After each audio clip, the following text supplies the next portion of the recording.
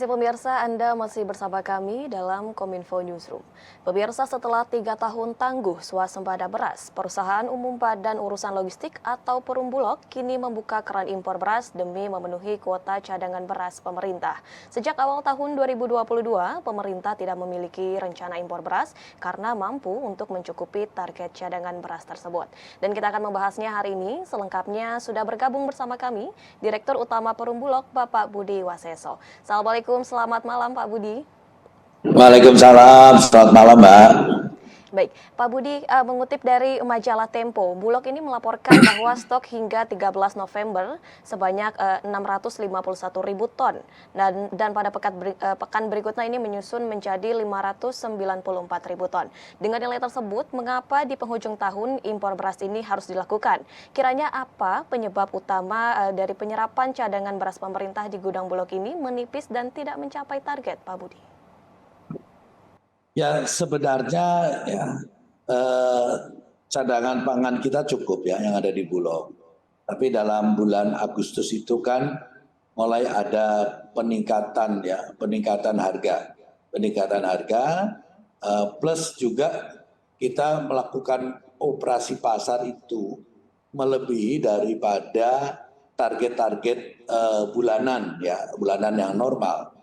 Bulanan normal kita itu biasanya setiap bulan dalam operasi pasar itu kita mengeluarkan 30.000 ton ya sebulan. Oke.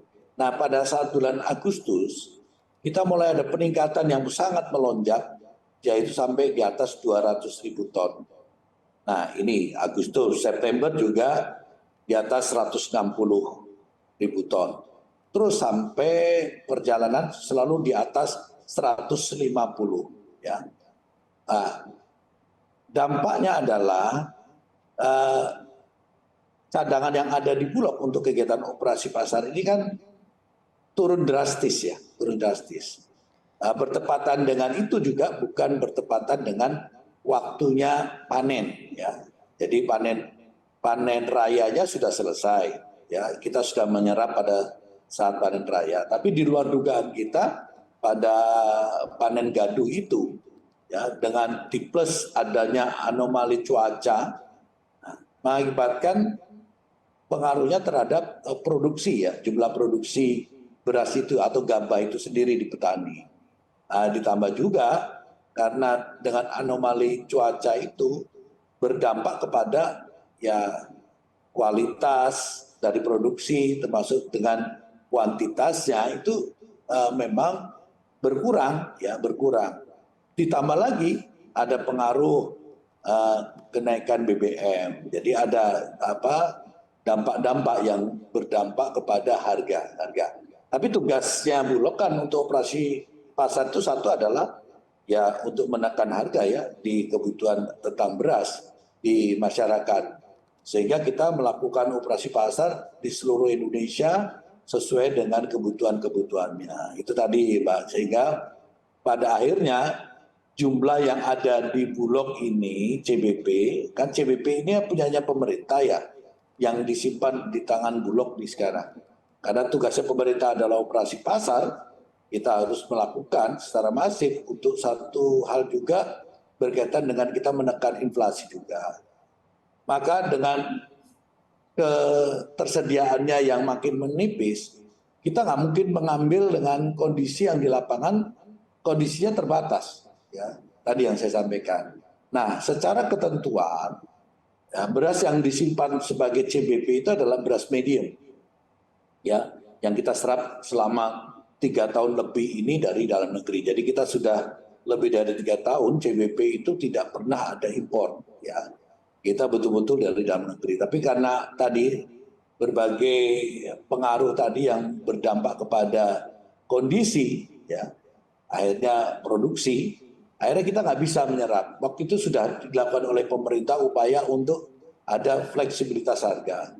Karena ketentuan kita menyerap itu harganya ada 8.300 ya per kilonya, dan nanti melepasnya juga 8.300. Ya, nanti kalau ada kos yang dikeluarkan itu pemerintah yang nanggung nantinya. Ya. Nah, kemarin karena kita sudah nggak dapat, harganya sudah tinggi, kita minta fleksibilitas harga, dan itu sudah dalam putusan Rakortas itu dikasih fleksibilitas 8.800. Nah setelah diputus 8.800, nah ternyata di lapangan naik lagi ya. Nah, akhirnya saya lihat ini akan memacu atau memberi dorongan maka harga semakin meningkat dengan fleksibilitas. Maka pada akhir itu dicabut ya. Saya minta untuk cabut harga fleksibilitas 8.800, kita menggunakan aja harga pasar. Ya, harga pasar itu dengan maksimal kita dari 9.000 sampai 10.200. Ternyata juga kita tidak mendapatkan ya barangnya, ya semakin tinggi dan semakin langka. Oleh sebab itu akhirnya kita evaluasi, kita laporkan dalam Rakortas. Di Rakortas itu kan dipimpin oleh Menteri Perekonomian ya. 2 kali kita Rakortas di bawah pimpinan Menteri Perekonomian Pak Erlangga. Di situ seluruh menteri terkait yang ada hubungannya dengan pangan itu hadir, termasuk Badan Pangan Nasional itu juga hadir. Akhirnya kita diputuskan pada saat Rakortas itu untuk CBP ya, sekali lagi untuk CBP karena kita nggak nyampe target pada saat itu juga akan dibantu oleh Menteri Pertanian yang pada akhirnya Menteri Pertanian akan mengupayakan mensuplai kepada Bulog sejumlah 500.000 ton. Dari putusan Rakortas itu 500.000 ton adalah dari dalam negeri, 500.000 ton diupayakan dari impor. Ya, Mbak ya. Nah, sekarang yang dari dalam negeri, ya dari dalam itu kita tidak mendapatkan, baik itu yang kita upayakan oleh Bulog sendiri di lapangan jejaringnya Bulog, termasuk dari Kementan. Ya, Kementan kan punya program Strat Gabah. Nah, itu yang akan disuplai kepada Bulog. Yang pada akhirnya tidak kita dapatkan dengan target kita 500.000 ton ya. Nah, kita juga pada akhirnya yang dari impor pun tidak semudah itu Pak. Kita mendapatkan yang tadi itu penugasan 500.000 ton. Karena situasi kondisi negara-negara produksi gabah atau beras itu juga sudah mulai menutup keran ekspornya mereka. Artinya kita akan impor, tapi keran ekspornya juga mereka tutup. Karena apa? Mereka juga membutuhkan itu. Di sisi lain, bahwa banyak negara-negara yang sudah kontrak oleh negara-negara produsen daripada beras itu. Nah, sehingga kita bersaing pada saat itu. Nah, akibatnya akhirnya kita sulit mendapatkannya dengan upaya-upaya kita. Akhirnya kita hanya bisa mendapatkan untuk tahun ini ada 200.000 ton dari impor. Dari dalam negerinya kita hanya bisa mendapatkan sampai akhir tahun ini hanya 192 ya, ribu ton yang kita bisa dapatkan. Ini dari keseluruhannya, mulai fleksibilitas harga sampai terakhir ini kita hanya dapat 192 dari dalam negeri, terus tambahan dari import itu 200.000 ton. Nah, dengan penugasan yang 500 berarti masih ada sisa 300. Itu akan kita lakukan karena memang kita belum masa panen ya. Untuk CBP, cadangan beras pemerintah ini, kita datangkan lagi 300 sesuai dengan penugasan. Jadi sekali lagi, Bulog hanya melaksanakan perintah penugasan dari negara untuk CBP. Dan itu hasil putusan Rakortas. Itu Mbak kira-kira yang baru saya sampaikan untuk awal ini. Gitu. Baik, import ini memang ternyata perlu dilakukan untuk memenuhi dari target yang diperlukan sebagai cadangan beras pemerintah begitu ya Pak. Mungkin dapat dijelaskan kembali Pak Budi, selain anomali cuaca, kiranya apa saja yang menjadi penghambat penyerapan beras dari petani lokal ini? Benarkah karena faktor tingginya harga beras yang harus dibeli oleh Bulog, atau karena ini memang adanya gap atau disparitas harga antara gabah dan juga beras ini yang cukup tinggi begitu Pak? Ya apapun namanya, dengan kenaikan harga itu kan ada hukum ekonomi yaitu demand dan supply ya. Dan itu pasti tentunya ada kaitannya dengan supply-nya. Supply-nya tadi, produksinya, saya bilang tadi ya, produksinya. Jadi kita tidak bisa mungkiri bahwa produksi kita berkurang ya.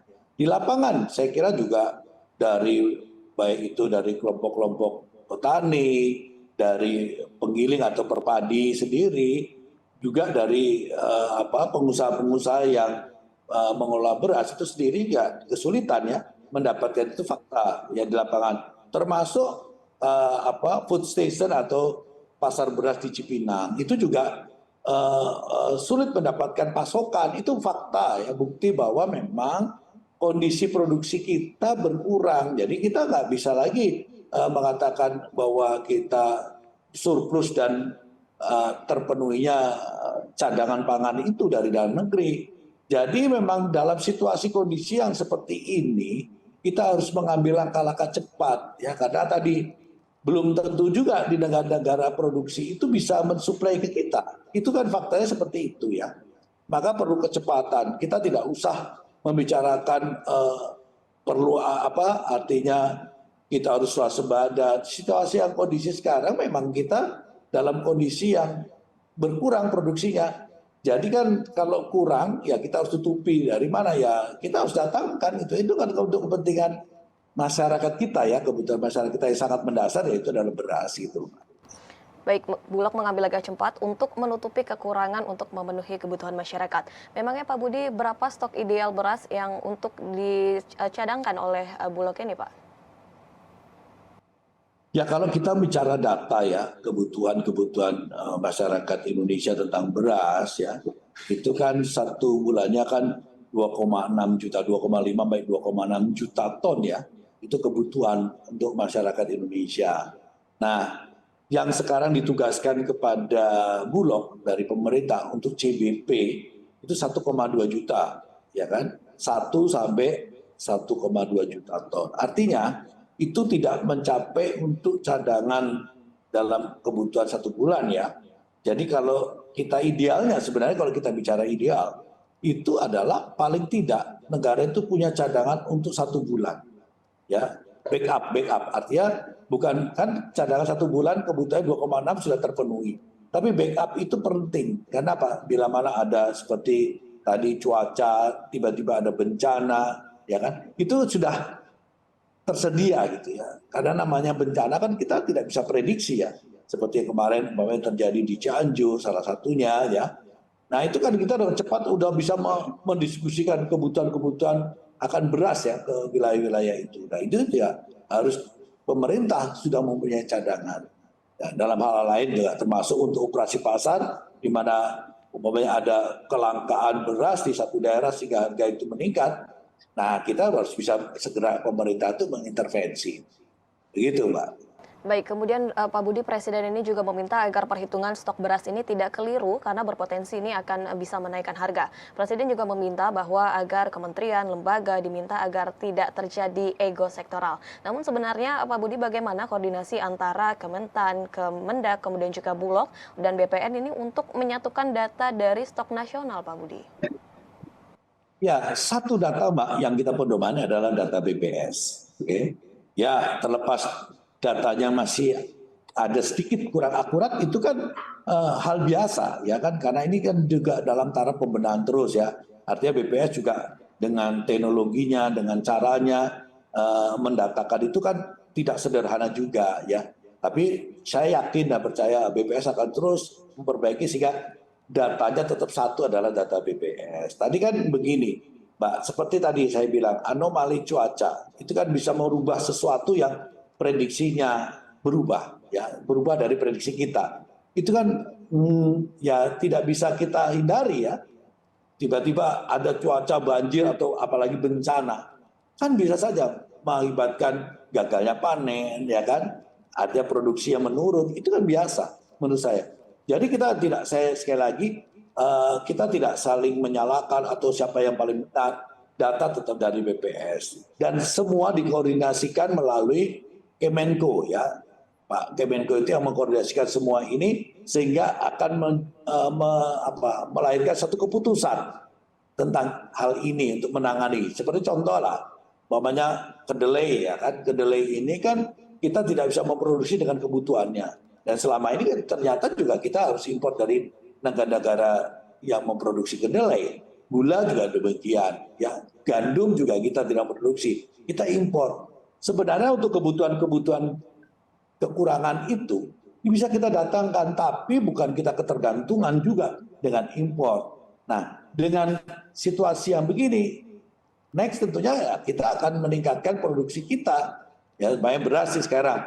kekurangannya berapa nih. Untuk tahun ini ternyata kita kurang, ya kan, 500.000 ton karena penugasan. Oke, tapi bukan terus tahun depan kita harus mengimpor terus atau tahun berikutnya kita impor, kan produksi harus kita pacu sesuai dengan tugasnya Kementan. Dan sekarang saya yakin Kementan dengan segala upayanya pasti ingin memproduksi beras salah satunya, yaitu dengan maksimal mungkin. Kalau bisa kita surplus dan kita bisa ekspor, kan begitu harusnya kan. Itulah menuju kedaulatan pangan kita nanti, gitu Mbak. Baik, dengan demikian dapat digarisbawahi bahwa impor ini tidaklah selalu berstigma negatif, namun impor yang dilakukan saat ini adalah untuk memenuhi kebutuhan stok CPB dan juga untuk kebutuhan masyarakat, dan bukan berarti ini sebagai suatu hal ketergantungan dan impor ini tidak dilakukan di masa panen, begitu ya Pak? Ya, betul, Terima kasih betul banyak. Mbak. Terima kasih banyak sekali lagi Pak Budi Waseso selaku Direktur Utama Perum Bulog yang telah bergabung bersama kami dalam tema urgensi Bulog impor beras. Terima kasih sekali lagi Pak. Salam sehat. Terima kasih, sama-sama, selamat malam. Dan pemirsa, kami akan kembali dengan beragam informasi lainnya. Tetaplah bersama kami dalam Kominfo Newsroom.